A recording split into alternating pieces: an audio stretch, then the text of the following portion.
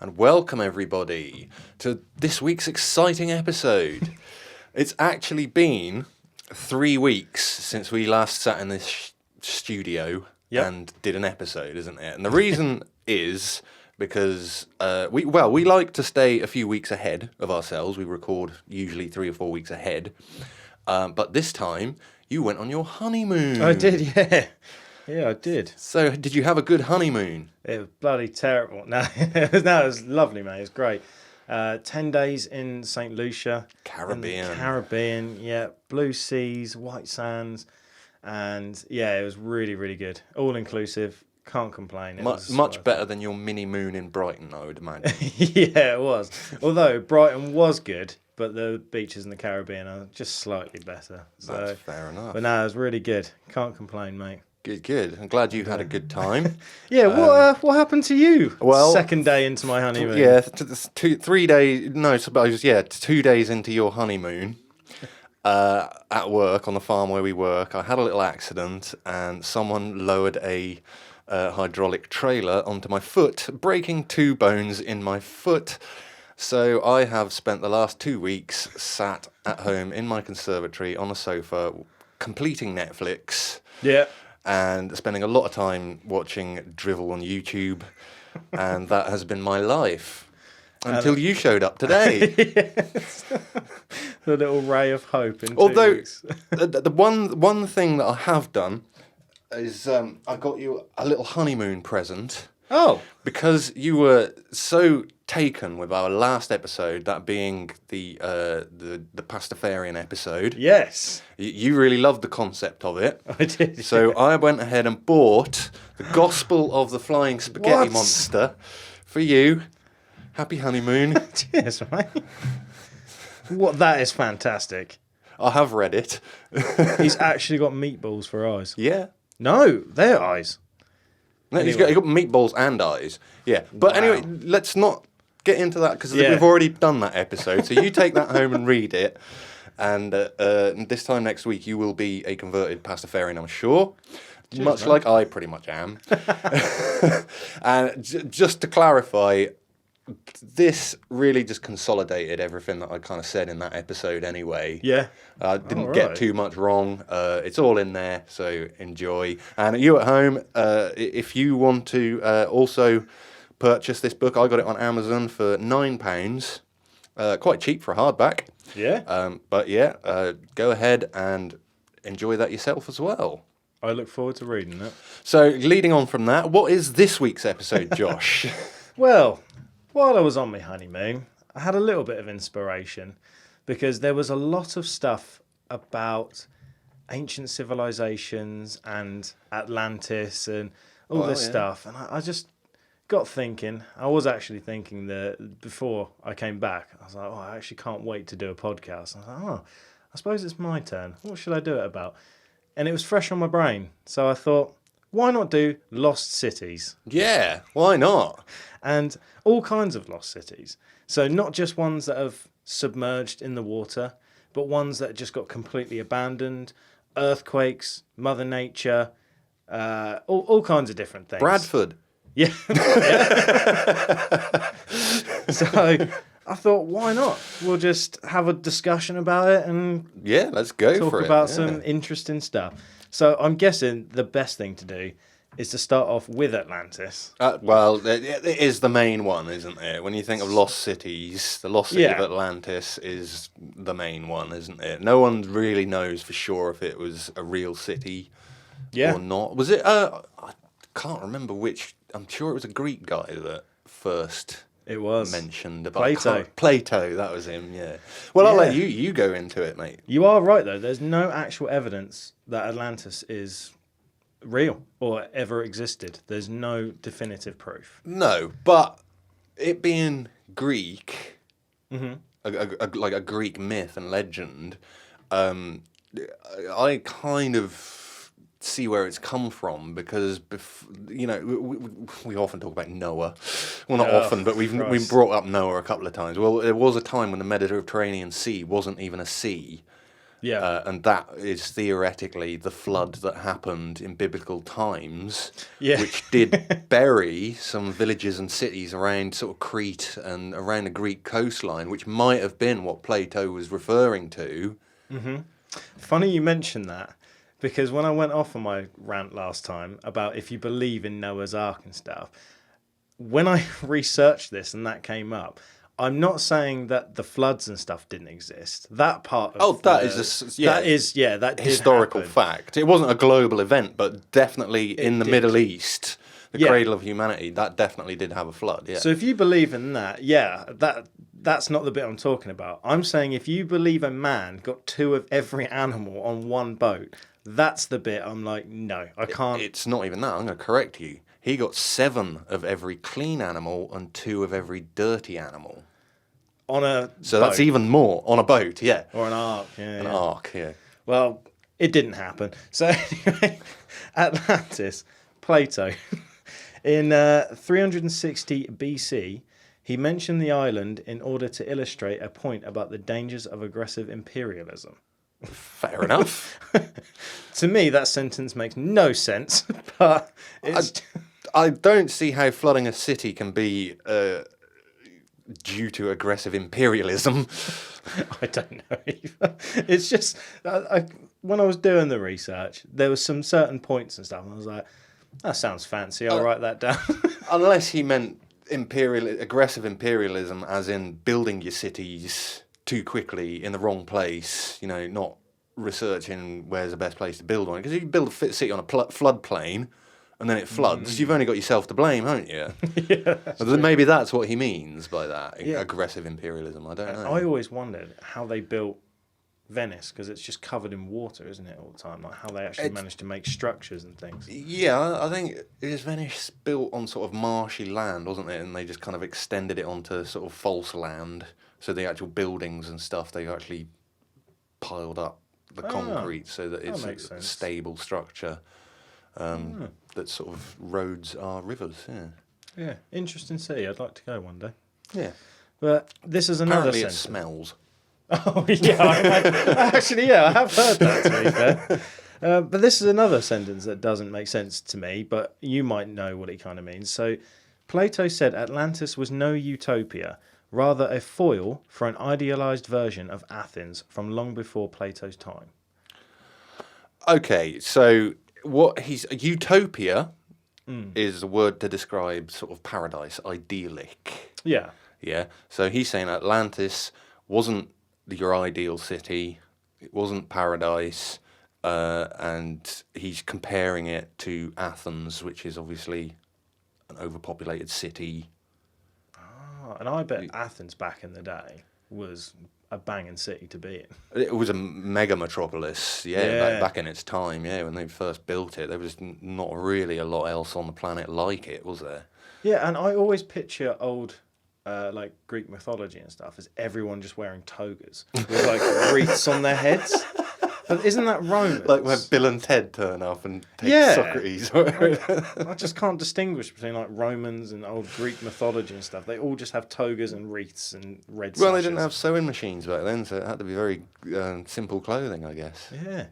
I've got another interesting fact after the podcast to mention about Greece, because it has nothing to do with lost cities. Okay. But it's about dinosaurs. Right, okay. And the reason he says that Atlantis started to have its downfall was not just Mother Nature and the elements. He said it all started because of the citizens, their unjust lust for possessions and power.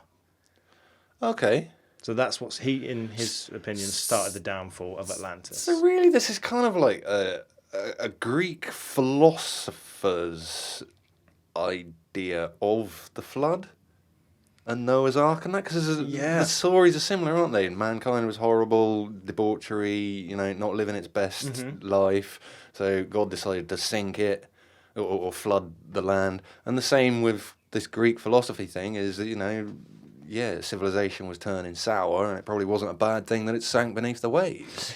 Yeah. And he also describes Atlantis as, he calls it the three-ring city.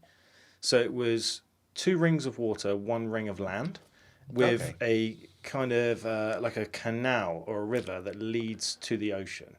Right. You can Google it and have a look. It's actually really interesting. It looks pretty cool. So it's basically like moats and things. This is just how he describes it.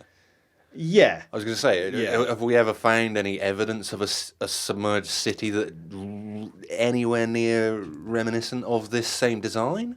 Well, yes. So there. Well, should I come back to it? Because it was like, it was the. If I'm messing with the order of what you want to say things in, then just ignore that and carry on if you like. Well, yeah, all right. So we'll get to that bit. So basically, he said that Atlantis was larger than Libya and Asia combined, right? What? Which in Plato's time would have referred to modern-day northern Africa and half of Turkey. Yeah. Yeah. So. I don't know what's going on there. Libya and Asia. Yeah. Like Asia, that's massive. It's huge. So I'm guessing the continents and stuff were in different positions in those days? Well, no, not in the last only few thousand years. I mean, it took millions of years for continental drift to happen. Oh, he's talking rubbish then. Well, yeah. I have no idea. So it's, well, situated Unless a guy from Greece, if he's only travelled to maybe, just a little bit further east and thinks that India is, or a small portion of India is the expanse of Asia that he's talking about. But I just don't get that. Libya and Asia all in one go. No. Yeah, so this is the thing with Atlantis, like with Plato, because I have to kind of reference Plato because he's the guy that, I wouldn't say made it up or anything, even though there's no evidence. He documented it. He documented it. So I'm just kind of going through facts and statements that he's said that I'm not going to lie, half of them, it doesn't make sense to me, and I don't understand a lot of it would have been in ancient Greek anyway, so some of it might have got lost in translation. You know what I mean? Because ancient Greek isn't going to be the same as modern Greek. I mean, there are going to be people that can sort of translate it, but there's surely going to be mistakes in that kind of work, isn't there? Yeah, 100%. And there's mixed opinions on where Atlantis actually is. So yeah, very much so. Yeah, so I'm pretty sure Plato said it's situated in the Atlantic Ocean, somewhere outward of Gibraltar. Right. So then there's also reports of it being in the south of Spain. I don't. Gibraltar is south of Spain, but outwards of Gibraltar would put it outside of that monumental flooding that happened those 6,000 years ago or whenever it was. Yeah. That potentially is the cause of Atlantis sinking anyways. To put it on the other side of Gibraltar, on the outside of Africa and Spain, it would already be sunk. Yeah, that makes sense. So I'm going to step away from Plato because he's dead on my head, isn't he? So his philosophies just don't make sense, do they? Yeah. So in 1882, this guy's name is so strange. I've never heard it before. Ignatius Donnelly. Ignatius Donnelly, yeah. Ignatius Donnelly, a former US congressman, published a book called Atlantis. And if you'd do me the favour of just reading the title of his book, because I can't read that word.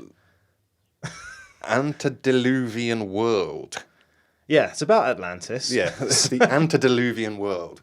So he has a book, and it has 13 hypotheses on Atlantis truly existing. Okay. So he fully believes it, and I've not read the book. I couldn't find much online about it without having to pay. And he came up with 13 points. He's got 13 strong points. Unlucky.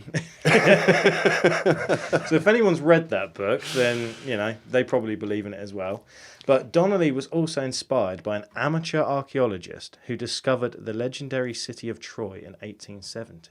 Oh, okay. And I have forgotten his name. I should have written it down. But he was an amateur archaeologist, and he's not around anymore. Well, it doesn't matter. But that inspired this Donnelly guy. Yeah. Because his attitude was if Troy was real and it was discovered... And this amateur dude discovered it, why the hell can't I find Atlantis? Exactly. Yeah. So that was his thing about Atlantis, basically. He was convinced that it was real.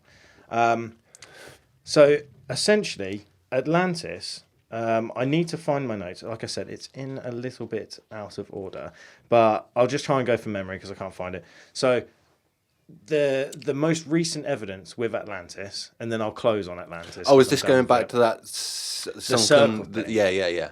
They actually found structures. It's the eye. The eye of something in the Sahara Desert. The Eye of Horus. The Eye of Horus. Right. They think that that's probably the closest evidence that they could Oh, find. the Eye of the Sahara. Yeah. No, yeah, it is. Yeah, the Eye of Sahara. With the rings. Yeah, I know what you mean. That's how Atlantis would have looked. Right. That kind of similar shape. And scientists and people are now starting to think that if Atlantis was real and ever existed, that is probably where it actually was in the Sahara. Because I didn't know this. Did you know the Sahara Desert and parts of Africa, you know how it's all like dusty and there's nothing? Oh, it's just sand these days. Did you but know I did know that it was 20,000 green, years? yeah. Every 20,000 years it turns green. And like it thrives and there's like a whole ecosystem of like all these plants and everything like that. So they're saying that Atlantis would have been a thriving city with hundreds, thousands, millions of people, like this utopia. And that could have been one of the reasons why it sunk or Mother Nature attacked. It was because it was going through that transition of going from this lovely green place to just dirt, rubble, nothing was growing, there was no water or anything. Yeah. Deserted. So that's the closest they now think that Atlantis could be if it is real. That's fair enough. I thought the Eye of Sahara was just down to normal sort of ecological weather effects and stuff like that. Because you can only see the Eye of Sahara from the air, from an airplane. Mm-hmm. On the ground, you wouldn't even know that you're in it if you walked into it. So that's pretty much Atlantis, mate. But I mean, I guess in conclusion, there's no proof that it ever existed. Mm-hmm. There's no proof that it ever actually sank beneath the sea, but that is the story. But that being the story, no one's ever found any evidence of a city that actually accurately describes the city of Atlantis that Plato described originally. Very true, yeah. So he could realistically have been talking about something that's not below sea level that has just got lost in some other way. Yeah. I mean, rising sea levels and things as well. Yeah. And all sorts. But, I'm happy with that. That's Atlantis. There's not much else to go into. That's fair enough. Because there is no evidence or anything. It's just kind of a real old myth and things like that. So, just some honourable mentions of some lost cities. Now, I wasn't going to write it all out because it would have taken me ages. So, I've just done the classic Josh style, and I've just got some screenshots of some little tidbits of information of some interesting lost cities. No, fair enough. Yeah, you're better off doing it screenshots than looking at the website live like I did that time. You would have heard this one. Babylon. Babylon, yeah, city of Babylon. Well, the Hanging Gardens of Babylon, I suppose. Yeah, the capital of Babylonia, an ancient empire of Mesopotamia. I'm not going to go through all that because there's so many fancy words. But that was 604 to 562 BC and is credited for building the legendary Hanging Gardens. All that remains of the famed city today is a mound of broken mud brick buildings and debris in the fertile Mesopotamian plain. And that's pretty much it, in the rivers of Iraq. So that's the Babylon. Give that a little shout out. Yeah. This one, please read that because I'm not good with words. Which word are we looking at here? The very first one, beginning with V. Oh my good grief. Vachai Nagar? Vachai Nagar. Vinegar, if you want. No. Vachinagar. That's the best I can. Yeah. See, that's a strange one. But this was Vijayanagar was once one of the largest cities in the world with 500,000 inhabitants. The Indian city flourished between the 14th century and the 16th century during the height of the power of the Vijayanagar Empire. So, yeah, there's another one. Just interesting places, if you will. Yeah, yeah. I don't know why I went for them, because we can't pronounce them. No, but that probably was a small oversight, but never mind. But this one was lost, this lost city. That was the point I was trying to make, is different ways that cities have been lost. Okay, yeah. This one was lost due to a war, a battle of Muslim kingdoms in 1565. So that's why that's not a city anymore, and it's been lost over time. So shout out to that one. Next one. Mesa Verde. This was in the 12th century, building houses, and they were all kind of like under caves and built into mountains. Oh, right, mountain yeah. ranges, kind of like a hidden kind of lost city along the bottoms of these mountains and plains and things, and canyon walls. And some of these houses would have 150 rooms in one building. Grief. And Which country is this in? Mesa Verde? southwestern Colorado. Oh, right, okay. So yeah, and by 1300, the tribe, I should say, the tribe of people are called the Anasazi.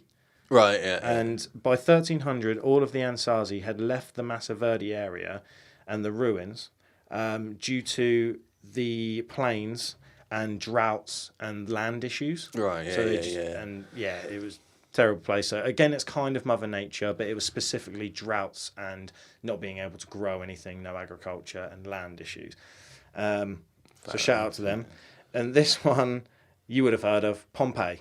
Yes, we all know Pompeii. We all know Pompeii. I don't really need to go into Pompeii, but a huge volcano, covered the whole place in ash. And the pictures to me look really eerie.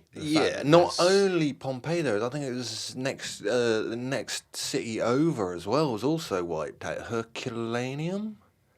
Yes. Yeah? I believe so. It covered...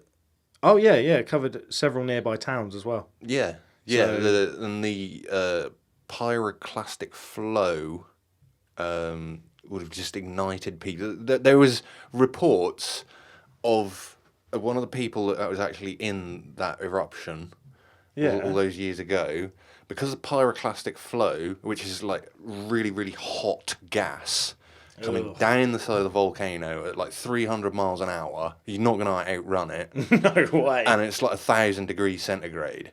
And it literally hits you and just fries you like that instantly. That is nuts. One corpse that they found had actually had his brains vitrified into glass inside his skull. And that would have happened instantly. That is terrifying and cool at the same time. Yeah. But, I mean, the whole story of Pompeii, I mean, most people will know Pompeii. Oh, yeah. So I'm not going to go into it. It happened in 79 AD on my wife's birthday, August 24th. And yeah, volcano erupted, like you said, just vaporized people. And also there's people that are just frozen doing weird things. Like you said, they didn't have time to do anything, did they? No, not at all. And yeah, check out the pictures or don't. It's terrifying. So I've just got a quick couple more. Petra. Yeah. I don't know if you've heard of Petra. I've heard of it, yeah. In southern Jordan. Yep. And that was a lost city due to several earthquakes that kept happening. So after a while, they were like, I think we should probably move because we keep getting our buildings torn down due to several earthquakes in short periods of time. So they left. So again, Mother Nature. And if you haven't noticed by now, the theme of all lost cities seem to be Mother Nature. Like, well, yeah, pretty much. Like Chichen Itza in Mexico. I don't know if you were going to bring that one up, but that was an Aztec city, wasn't it? And that just literally just got engulfed by the rainforest and just lost for hundreds of years until explorers found it. I'll tell you what, though, the Amazon does come up in my later notes, and that is very interesting. So I'll go just quickly the last two. So Angkor is the vast temple in Cambodia. Angkor? Yeah, Angkor.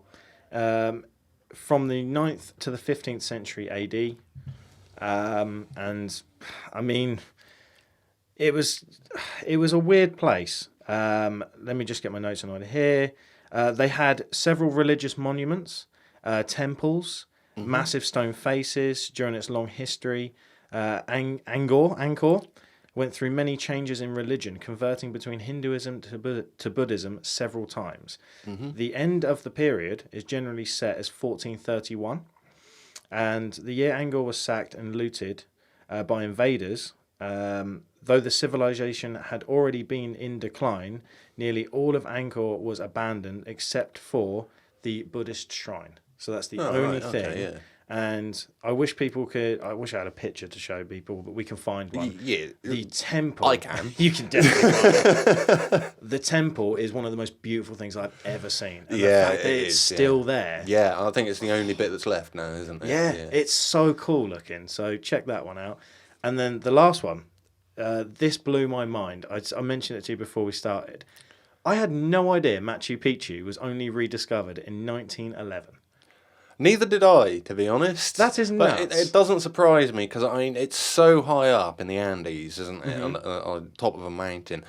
And how the hell they built the place is beyond knowing. Because the stones that are stacked, I mean, there's no mortar in between them, and the stones are stacked in such a way, or they've been cut into shape so that they tessellate together. You couldn't even fit a human hair in between the stones. Oh, was it a bit like the pyramids? Yeah, just it's kind built of to perfection. Yeah, absolute perfection. No one knows how it was done, Aliens. and how it was put that high up. Yeah, but Machu Picchu was rediscovered by Hiram Bingham. So shout out to him. Yeah. But no, I like you say, I just found that absolutely incredible that 1911 isn't that long ago. Like, I always just assumed Machu Picchu was a place and everyone knew about it and it was always there. And another one I kind of want to point out is around near Asia, Japan, and that. Do you know if there's sunken structures there as well? I think they're actually currently bringing like sculptures and statues up out of the ocean to study them, aren't they? And there's that plateau with like all the right angled, it looks like there's steps on it and all that stuff under the sea that divers go down. They're not sure whether it's a man-made structure or not, but I just thought that one might be worth mentioning as well. Yeah, there's quite Just a off few the- in Asia. Yeah, off the coast of Japan. I said to you, man, like the weirdest thing about doing my research is, I said to you already, like, I felt like after doing Lost Cities, I thought you'd get Atlantis, you'd get a couple of others. Yeah. That's about it. There's hundreds of them over time. Lots, yeah. And I can't fit it all into one episode. There's so many. So there's so many in Asia, South America, there's a lot. Yeah. Well, I can't remember the name of it now, but there's another one in where, again, the stones look like they've been laser cut into like giant letter H, capital H's. And they all just sort of tessellate together and whatnot. And I can't remember the name of the place now. It's got a strange name. But that, again, I think it's something like 10,000 years old. And how they actually created that city in the first place is beyond me. I'll have to check that out. Find some information on that. Yeah. So you can find many examples of lost cities on a website called Toropia.com. I just took a selection. Is that of where few. you booked your honeymoon? not. But there were so many examples, man. It was the first hit on Google, and it was like the top 35 lost cities, and I was like, wow, I didn't know there was this many. The top 35 include, that it just says there's a lot, doesn't it? Yeah. Oh, exactly. So there's a couple of cool little stories, and then I'm going to get to the main finishing thing that is fascinating. So there's a couple of cool little cities. The lost city of the monkey god in Honduras. Honduras, yeah. Right. It was found with LiDAR in the last 2-3 years. Okay. And it was said to be a full city, not a town or a village, a full city. Full of monkeys. Hundreds, thousands of people. And I'm guessing monkeys as well, if it's called Monkey God. And the other one was the Legend of El Dorado. Oh, yeah, This is like a gold city or plated with gold. Yeah, the city of gold, yeah. And many explorers died trying to find the lost city. And it's located in the Mato Grosso region of Brazil. And the city was later dubbed Z by Percy Fawcett. Okay. And Percy Fawcett is an interesting guy because he kind of becomes obsessed. I'm guessing he's like an explorer, but he kind of becomes obsessed with like the Amazon and rainforests and stuff and lost civilizations and things. And that leads me to the finale of the ancient civilizations of the Amazon jungle. Here we go. Yes, here we go. So scientists have just discovered a massive 2,000-year-old Mayan site hidden underneath a Guatemalan rainforest. Okay. And that's a little side note to the big one of, along with that settlement in Guatemala, is they use LiDAR, which it's like a plane that kind of maps out and sees underneath and what used to be. And I don't know how it works. I'm not a LiDAR expert. I don't know if you've got knowledge on it. I think it's a ground penetration radar, isn't it, attached to a plane? Mm-hmm. So it's like a geo study, isn't it? I don't know what depth it can go down to. But all I know is planes have this clever technology to basically map out and show you what used to be there. Yeah. And they are finding hundreds of these abandoned like civilizations and cities and stuff, right? And okay. The structures and things underneath and what they would have been, and the examples that they're finding is mind blowing. So in Bolivia, they discovered ruins of vast ancient civilizations with millions of people. Settlements, some of them were 80 square miles.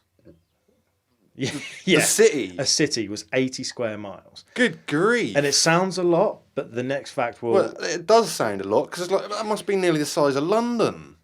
Oh, yeah.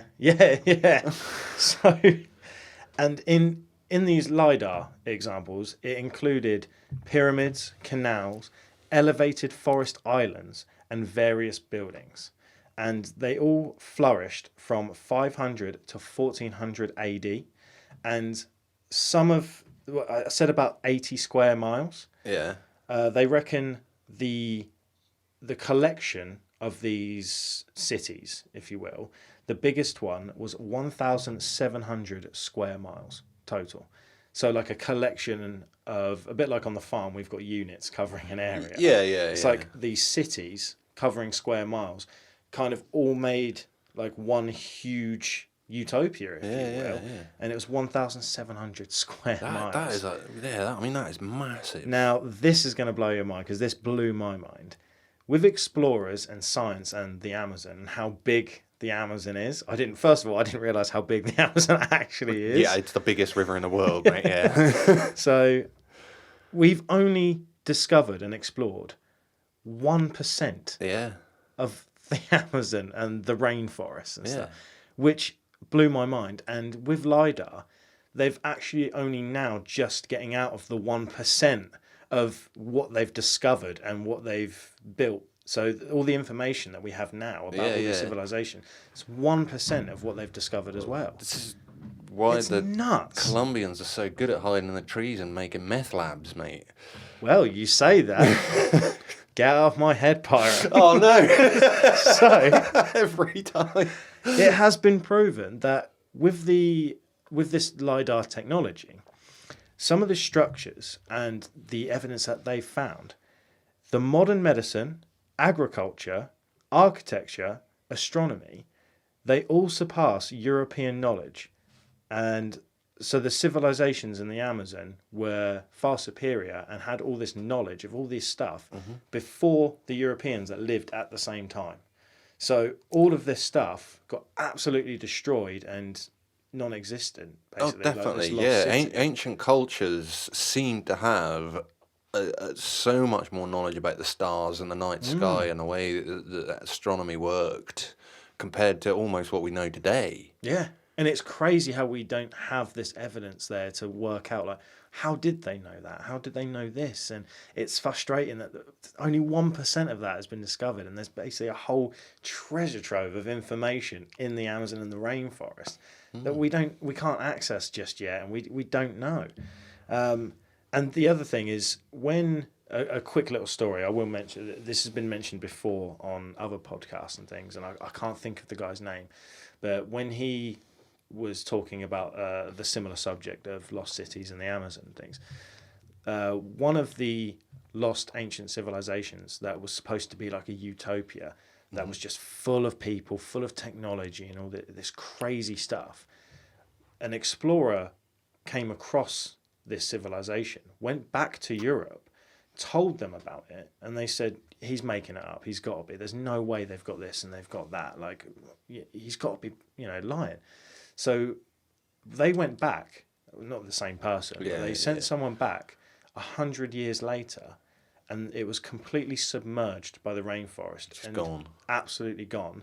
And they reckon that it was to do with some sort of disease that back in those days they just didn't have anything to defend. It was probably the first guy going there that took the disease there in the first place. Have some smallpox. 100 years later, everybody's dead. Yeah, but just in 100 years, it had gone from this thriving civilization to a completely lost city. Absolutely gone. Definitely. And that is all I've got on lost cities. I mean, there is more, but that's the most interesting stuff I could find with little facts. That's fair enough. I mean, like you say, it's surprising how quickly cities can get lost. I mean, there's that. There's an island, again, just off Japan. There's an island that you're not allowed to visit these days, but I think it turned into like a very prominent mining city, just on this small island, barely a mile across. They constructed these massive apartment buildings. It was a very self-contained city, all shops, all that infrastructure that was on there. And then when the mining ran out, everybody just left.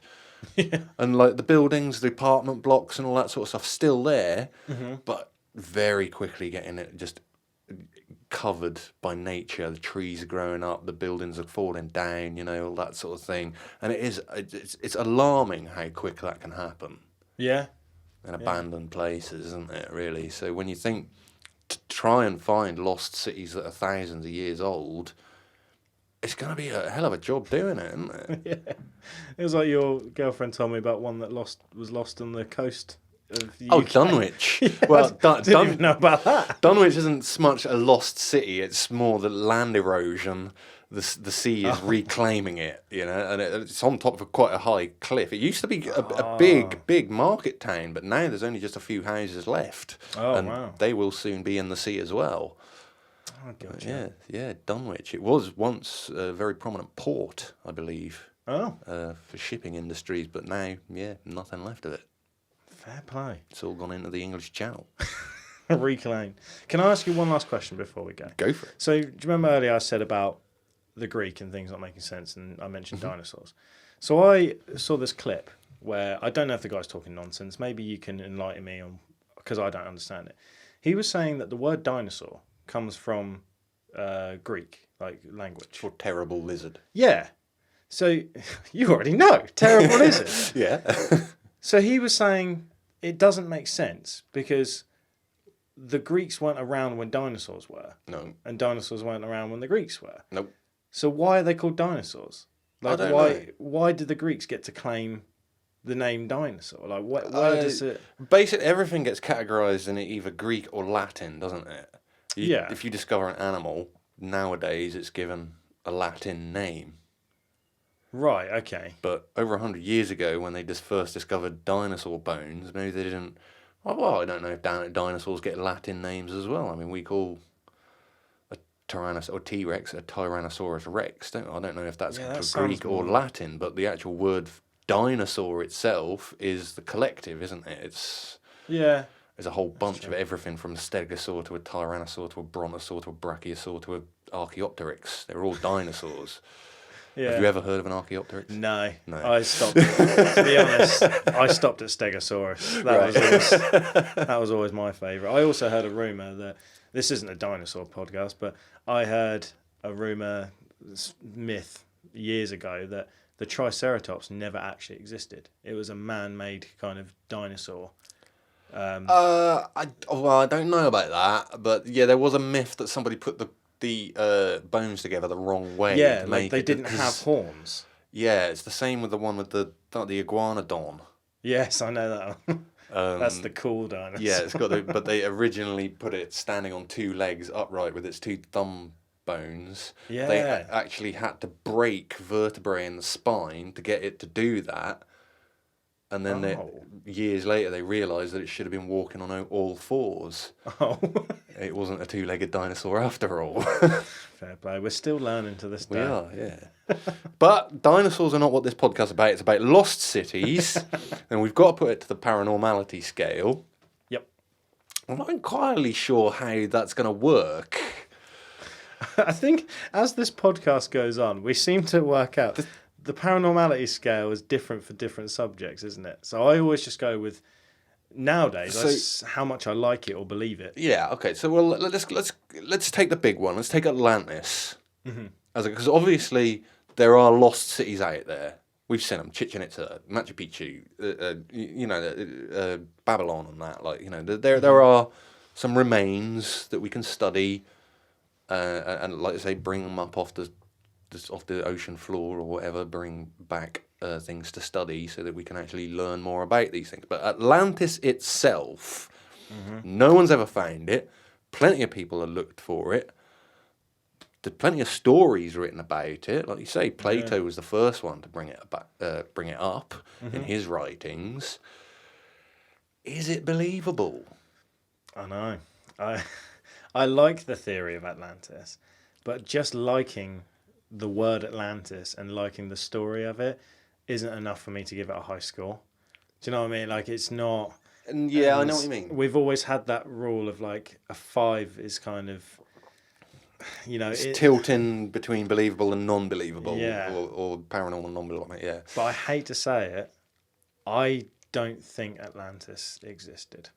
Just for me personally. I think if you want to look at finding Atlantis, you've got to get rid of everything that Plato actually said, describing it, because let's face it, it's already under the sea. He didn't actually see it. Yeah. So him describing it is just the same as me describing a rock on Mars. I've never been there, never actually seen it. Yeah. But I could tell you there's rocks on Mars. So Yeah. Atlantis, I think, because there are other cities or villages or towns or whatever that did sink beneath the waves around Greece, around the Mediterranean, because of that great deluge, flood, I'm going to give it a 6. 6? All right, that's fair. I was going to give it a 4.5. I'm going to give it a 6 because, yes, there's nothing to say that any one of these places is Atlantis, but it does at least give it some basis for how the myth started. Some credence to it. So I'm going to go with 6. All right, I'm going to stick to 4.5. Stick to 4.5. Yeah, I want to believe in Atlantis and, I want to find the evidence. It's not me personally, I want to find the evidence, but, if stuff came out about it. That would put our average at 5.25.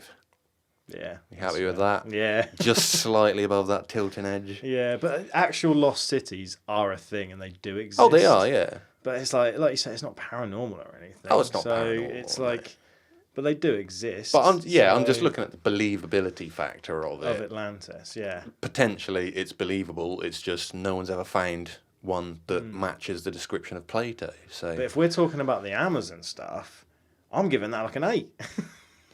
Let's not overcomplicate this. Yeah, all right. Well, lost cities as a whole, I'll just go down the middle and give it a 5 altogether. Like if we're talking okay, so that would give us an average of 5.5. Yeah. Because some of it's believable, some of it's not. They've got evidence for some, evidence for not Atlantis. So, I'll just go in the middle. Not really giving it a score at all. Fair enough. Yeah, okay, fair enough. Well, it was your episode as well. Anyway, it was interesting. If you at home can think of lost cities that are more interesting than this, that we haven't mentioned, please do write in to paranormality.uk@gmail.com.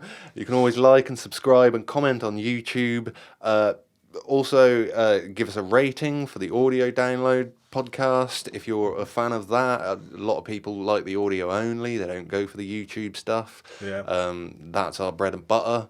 Audio people, we get 3 times as many downloads as we get views on YouTube, so that's our sort of main aim audience.